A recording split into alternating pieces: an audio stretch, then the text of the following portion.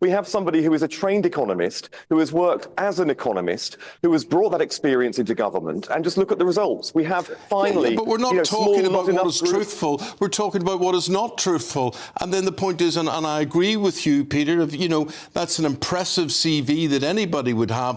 Why the need to embellish it? Well, as I said, she has addressed these issues so many times. Somebody on her team created a LinkedIn account, and there was a 6 or 9 month discrepancy, a 6 or 9 month discrepancy. And what we're talking about here is our economy. And when you see what she has achieved since she's got in, what she inherited as Chancellor, what she has done to fix the foundations, to get growth into the economy based on investment in the fundamentals. Well, she has, because just this week we saw that the economy is back in growth again. She herself says 0.1%. She herself has said that that's not enough. But after just 6 months of government, a few months after the budget, when we have inherited a £22 billion black hole, you can see that we're getting the fundamentals right. And when you look at where that growth is coming from in those figures, it's coming from predominantly growth in construction. And look at what we've been talking about as part of our growth plan: expansion of Heathrow, the Oxcam link, 1.5 million houses. This is just the start, because none of the shovels in the ground are there yet from those projects, but we're laying the foundations for it. You can see, because of her training, because of her background, she understands how to fix our economy and get the growth into it. So look at the actions, not just the words, but also just look at what she is using her experience for. And I think it's going to benefit our economy hugely. Just when the UK economy needed stability, inflation jumps to 3%, and all eyes are on Chancellor Rachel Reeves. What went wrong? And could this be just the beginning of a bigger economic storm?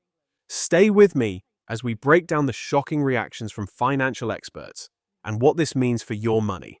Let's get straight to the point. UK inflation hit 3% in January 2025, the highest in 10 months.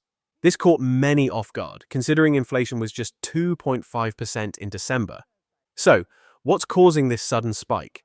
Rising transport and food costs, the introduction of VAT on private school fees, and as expected, the critics are out in full force. David Bell, a trader at Think Money, didn't hold back. He blames Labour's VAT increase on private schools, calling it an example of the law of unintended consequences. But that's just the start of the backlash. Bell says Labour has zero understanding of its policies and doesn't care either. Ouch. That's a brutal assessment.